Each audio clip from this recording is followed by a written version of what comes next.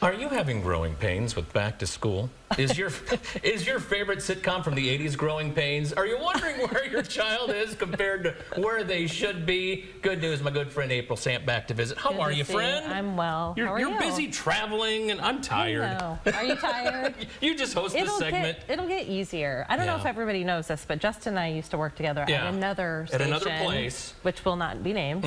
But yeah, getting up early. I never had to wake up this early when I worked for you, though. No, you didn't. No. Thank you for that. But I'm really glad. Like when I saw that, I'm like, yes, they're using your skills to the most. We went through the floods together. We went through the Parkersburg tornado together. Yeah. Well, and talking about using skills, and now what you do in life, transitioning, you're helping kids do that. Yes, and that's what Sylvan does. And we're focusing on this new school year, which for some is not even a month old yet. So let's kind of broad brush it.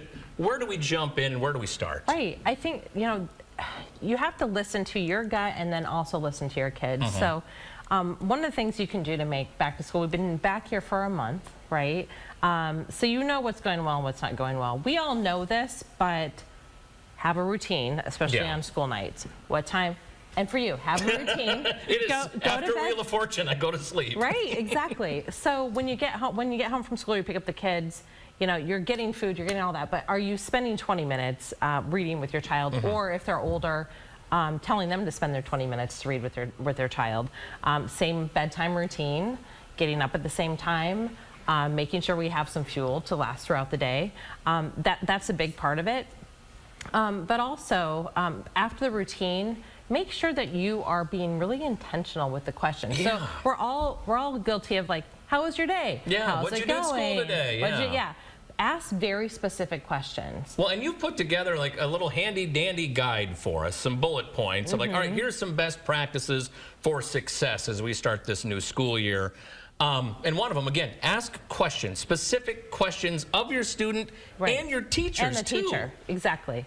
So instead of, how was your day? It's more like, what is one specific thing, or what is one thing that you found really hard today, but you found a way through it?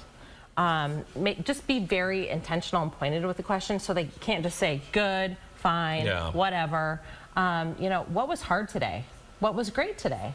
And have them list specific examples. You'll get more, and then you'll spark a conversation. What did you learn today? They might be like, oh, we did this today, and all that stuff. Yes, exactly. And same with the teachers. Instead of just like, how's my child doing? They're going to probably give you, if you ask a generic question, you're going to get a generic answer or a broad answer. So I would say, especially during parent-teacher conferences, ask specific questions about how is my child doing compared to other third graders. What skills should they be having, whatever grade your child is in.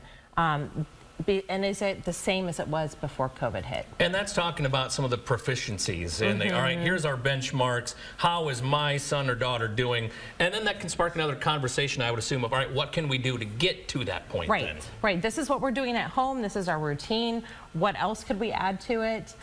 Just be in lockstep with that teacher, and don't just wait for that blog to come out or that email to come from the teacher, because I know when my son was in kindergarten, first grade, that's when teachers started really doing blogs, and I was like, oh, I'm good. And I wish going back I would have asked a little bit more questions. Now, at Sylvan, do you guys, because every school is a little different, but are there certain benchmarks for, all right, third graders across Iowa should be doing this or be at this level? Yes. Does that work congruently? Typically, so we call that skill acquisition or mastery. And so in order to move on to, be considered secure, every school district has like either secure, developing, insecure, they have different ways of grading it.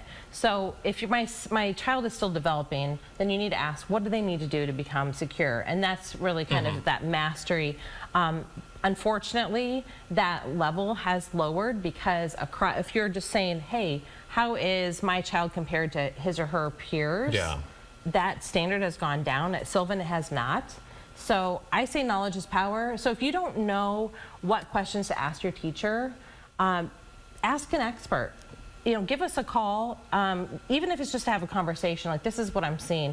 We'll help you answer those questions. And you do an assessment, too. Let's talk about that. Put that information on the screen, because if you're watching this, this sparks a conversation to have a conversation. Tell me about that. Right. And I always say follow your gut. And then the second thing I say, knowledge is power, because that's where that assessment comes in. So if it's math, reading, writing, whatever it is that you're like, oh, their study skills are just not up to, but they're not organized. We have a solution for all of that.